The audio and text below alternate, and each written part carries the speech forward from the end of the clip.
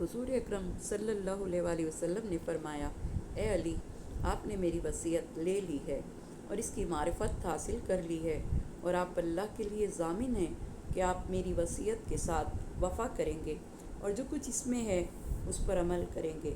حضرت علی علیہ السلام نے عرض کیا کہ جی ہاں یا رسول اللہ، میرے ماں باپ آپ پر قربان، میں اس کا ضامن ہوں۔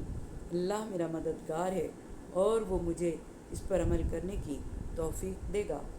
حضور اکرم صلی اللہ علیہ وسلم نے فرمایا کہ علی، جبرائیل، میکائیل اور مقرب فرشتے اس وقت ہم دونوں کے ساتھ موجود ہیں، وہ سب آپ پر گواہ ہیں۔ حضرت علی علیہ السلام نے عرض کیا کہ جی ہاں یا رسول اللہ، میرے ماں باپ آپ پر قربان، میں بھی ان کو گواہ قرار دیتا ہوں۔ پس حضور اکرم صلی اللہ علیہ وسلم نے بھی ان کو گواہ قرار دیا۔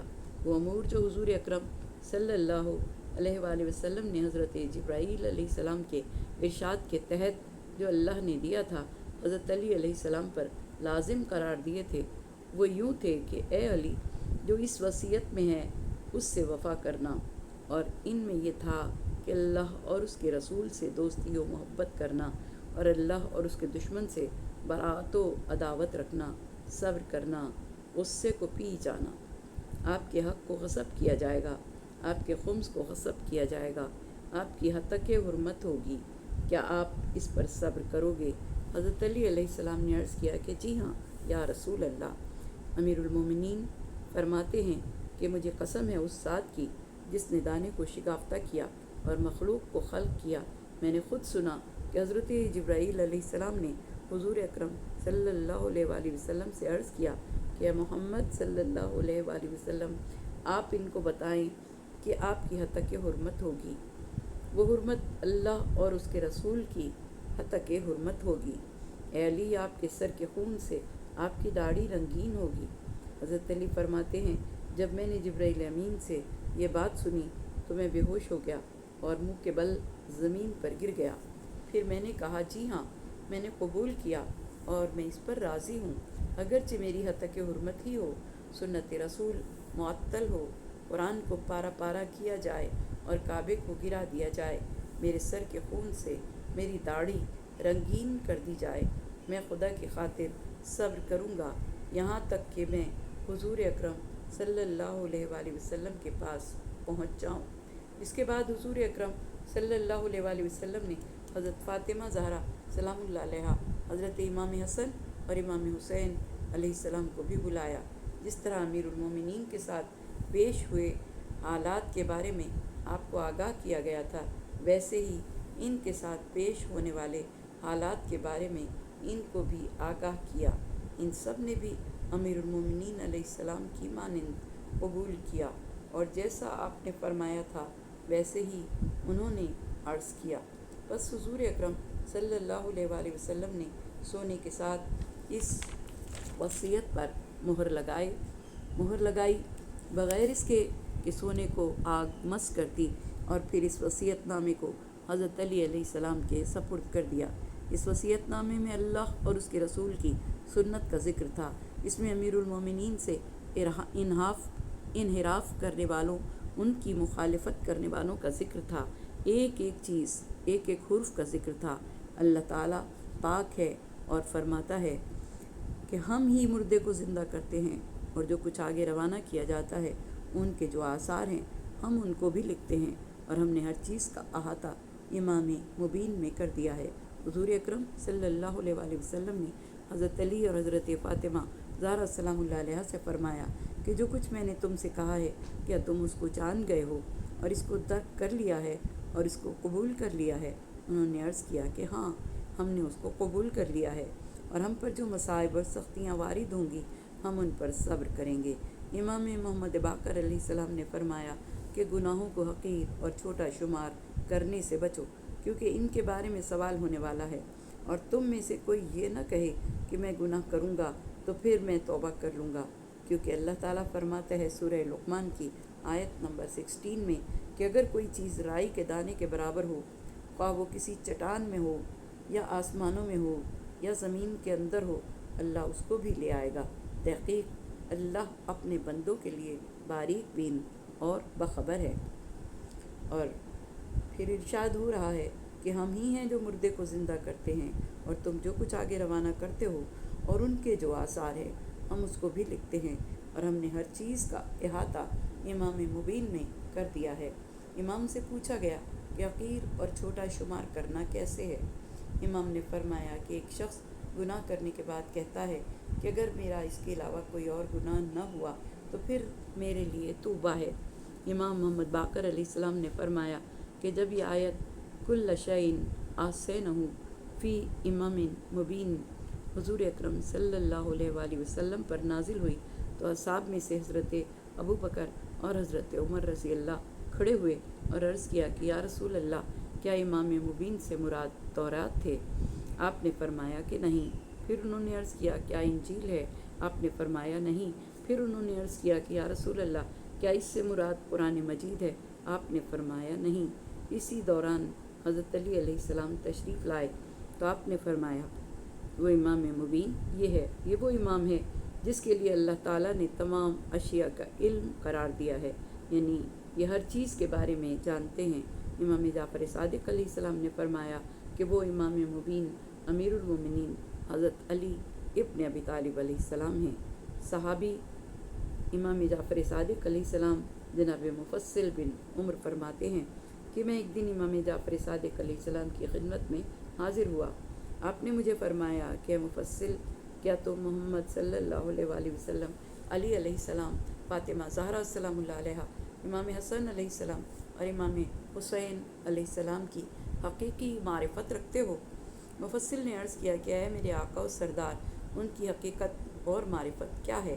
آپ نے فرمایا اے مفصل، جان لو اور اس کا عرفان حاصل کرو، یہ ذوات مقدسہ تمام مخلوق سے بہت دور جنت کے سبز باغوں میں ہیں، بس جو ان کی حقیقی معرفت رکھے گا وہ اعلیٰ اور عرفہ مقامات پر ہمارے ساتھ ہوگا۔ مفصل نے عرض کیا کہ اے میرے آقا و سردار، مجھے ان کی معرفت کروائیں اور ان کے حقیقی مقام کے بارے میں بتائیں۔ آپ نے فرمایا یہ ذوات اللہ کی تمام مخلوق، خواہ وہ خشکی کی ہو یا تری کی، سب کے بارے میں جانتے ہیں۔ یہ اللہ کا کلمہ تقویٰ ہیں اور اللہ کے آسمانوں، زمینوں، پہاڑوں، ریت اور سمندروں کے خزانہ دار ہیں، یعنی صاحب اور مالک ہیں۔ یہ جانتے ہیں کہ آسمانوں میں ستارے کتنے ہیں، یہ فرشتوں کی تعداد کو جانتے ہیں، یہ پہاڑوں کے ذروں کو جانتے ہیں، یہ سمندروں، نہروں، دریاؤں، ندی نالوں میں موجود پانی کے پیمانوں کو جانتے ہیں، زمین پر جو پتا گرتا ہے یہ اس کو جانتے ہیں، خواہ کوئی دانہ تاریکیوں میں ہو یہ اس سے واقف ہیں۔ سورہ انعام کی آیت نمبر 51 میں ارشاد قدرت ہوتا ہے کہ ولا رطب ولا یابس الا فی کتاب مبین، کوئی خشک تر ایسا نہیں جو کتاب مبین میں نہ ہو، اور وہ سب ان کے علم میں ہیں اور وہ خود کتاب مبین ہیں۔ مفصل نے عرض کیا کہ اے میرے آقا و مولا، جو آپ نے بیان کیا میں اس کو جانتا ہوں، اس کا اقرار کرتا ہوں، اس پر ایمان رکھتا ہوں۔ آپ نے فرمایا کہ ہاں اے مفصل، ہاں اے مکرم، ہاں اے طیب، ہاں اے محبوب، تجھے جنت مبارک ہو، اور ہر اس مومن کے لیے بھی جو اس پر ایمان رکھتا ہے۔ حضرت ابو ذر غفاری مولائے کائنات کے ساتھ کسی سفر میں تھے۔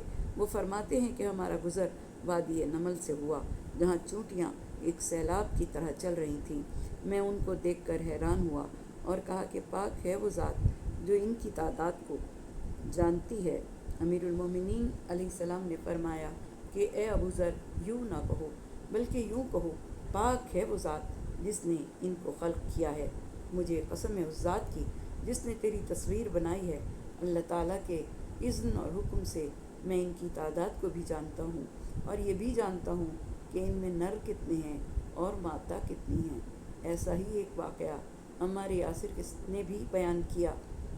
وہ فرماتے ہیں کہ میں یہ سن کر حیران ہوا تو آپ نے فرمایا کہ عمار، کیا تو نے سورہ یاسین کی یہ آیت تلاوت نہیں کی جس میں اللہ فرماتا ہے کل شیء احصینہ فی امام مبین، ہم نے ہر شے کا احاطہ کر دیا ہے امام مبین میں۔ عمار نے عرض کیا کہ کیوں نہیں؟ آپ نے فرمایا اے عمار، وہ امام مبین میں ہوں۔ حضور اکرم صلی اللہ علیہ وآلہ وسلم نے مولائے کائنات کی طرف دیکھ کر فرمایا، یہ وہ ہے جس میں تمام اشیاء کا علم اللہ نے قرار دیا ہے۔ سعادت مند وہ ہے جو اس کی زندگی اور موت کے بعد اس سے محبت رکھتا ہے، اور شقی وہ ہے جو علی سے بغض اور عداوت رکھتا ہو۔ یہ آیت محکم آیت ہے۔ کچھ علماء نے امام مبین سے مراد قرآن کریم لیا ہے، لیکن یہ تعویل درست نہیں، کیونکہ قرآن کریم میں علم تو ہے مگر عمل نہیں۔ پھر کتاب ہر شے کا احاطہ کیسے کر سکتی ہے؟ عدد اور احصاء میں فرق ہے۔ عدد وہ شمار ہوتا ہے جو زبان سے کیا جائے، کیونکہ اس کے شمار کرنے میں آدمی بھول جاتا ہے، اس لیے عرب نے احصاء کا طریقہ رکھا تھا، یعنی کنکریوں پر شمار کرتے تھے تاکہ شمار میں غلطی نہ رہے۔ یہ شمار کی عملی صورت ہے۔ احصاء عربی میں کنکری کو کہتے ہیں، اسی سے خدا نے احصاء کا لفظ لیا ہے، جس کے معنی یہ ہیں کہ ایک کہا ایک کنکری رکھ دی، دو کہا دوسری کنکری رکھ دی، یعنی جتنا گنا اتنی کنکریاں رکھ دیں۔ اگر گننے میں بھول چوک ہوئی تو کنکریوں کو گن لیا، شبہ دور ہو گیا۔ بس آیت کے یہ معنی ہوئے کہ ہر شے کا احصاء علماً اور عملاً امام مبین میں کر دیا گیا ہے، یعنی وہ ایسا امام ہے کہ اس کا عمل قرآن کے ساتھ ساتھ ہے، اور علم قرآن کے عمل سے جدا ہے، نہ اس کا عمل قرآن سے جدا ہے۔ حضور اکرم صلی اللہ علیہ وآلہ وسلم نے فرمایا، علی مع الحق والقرآن مع علی، اور علی مع القرآن والقرآن مع علی۔ اگر امام مبین سے قرآن کو مراد لیا جائے تو پھر اعمال کی عملی صورت کہاں سے لی جائے گی؟ مثلا نماز پڑھو قرآن کی تعلیم ہے، لیکن کیسے پڑھو یہ قرآن نہیں بتاتا، تو لا محالہ یہ طریقہ کسی سے سیکھنا پڑے گا۔ لہٰذا قرآن میں ہر شے کا احصاء نہ ہوا، برخلاف اس کے امام مبین میں خدا نے اس کا احصاء کیا، اور امام مبین سے حضرت علی کو مراد لیا جائے تو وہ چونکہ عندہ علم الکتاب کے مصداق ہیں، لہٰذا علم کی تعلیم بھی دیں گے، اور جو معصوم ہیں لہٰذا عمل بھی بتائیں گے، تو وہ عمل درست ہوگا اور صحیح ہوگا۔ اللہ تعالیٰ نے ہر چیز کو ایک پیشوا میں محفوظ کر دیا ہے، اور وہ پیشوا مولائے کائنات علی ابن ابی طالب علیہ السلام ہیں۔ جابر ابن عبداللہ انصاری نے حضور اکرم سے روایت کی ہے کہ علی نیکوکاروں کے امام اور بدکاروں کے قاتل ہیں۔ امام حاکم نے لکھا کہ حضور اکرم نے حضرت علی علیہ السلام سے فرمایا کہ میرے بعد میری امت جن باتوں میں اختلاف کرے گی ان کو تم ہی واضح کر کے اختلاف کو دور کرو گے۔ اسی وجہ سے حضرت علی علیہ السلام فرمایا کرتے تھے کہ خدا کی قسم میں ہی امام مبین ہوں اور حق کو باطل سے روشن اور نمایاں کر دیتا ہوں۔ صدق اللہ العلی العظیم۔ یا بار الہ، تجھے واسطہ تیرے اس کلام پاک کا جسے پڑھنے کی تو نے ہمیں توفیق عطا فرمائی، پروردگارہ اس کو سمجھنے کی توفیق بھی عطا فرما، اور ہماری اس قلیل عبادت کو اپنی بارگاہ میں قبول فرما۔ پروردگارہ ہمیں اپنے حفظ و امان میں رکھنا، ہماری اولاد کو نیکی کے راستے پر قائم رکھنا، ہمارے گناہان کبیرہ و صغیرہ کو بخش دینا، ہمارے مرحومین کی مغفرت فرمانا، ان کے درجات کو بلند فرمانا، انہیں کروٹ کروٹ جنت نصیب فرمانا، اپنی جوار رحمت میں جگہ عطا فرمانا۔ پروردگارہ تجھے واسطہ تیرے حبیب پاک کا ہمارے ملک میں جو سیلاب آیا ہے، ان سیلاب زدگان کی مدد فرما۔ پروردگارہ ان کا حامی و ناصر ہو، اور جن غریبوں پر یہ مصیبت آئی ہے پروردگارہ تو ان غریبوں کو اس مصیبت سے نجات عطا فرما۔ پالنے والے جو بے روزگار ہیں ان کے بہترین روزگار کا اہتمام فرما، اور پروردگارہ محمد و آل محمد کے صدقے میں یہودیت اور عیسائیت کی چالوں کو انہی پر پلٹ دے۔ پروردگارہ واسطہ محمد و آل محمد کا اہل غزہ پر رحم فرما۔ محمد و آل محمد کے صدقے میں یہودیت اور عیسائیت کے اس گٹھ جوڑ کو ختم کر دے، اور پروردگارہ ہمارے مقامات مقدسہ کی حفاظت فرما۔ محمد و آل محمد کے صدقے میں اسلام کی مدد فرما، اور مسلمان جہاں جہاں ہیں پروردگار دو عالم تو ان سب کا حامی و ناصر ہو۔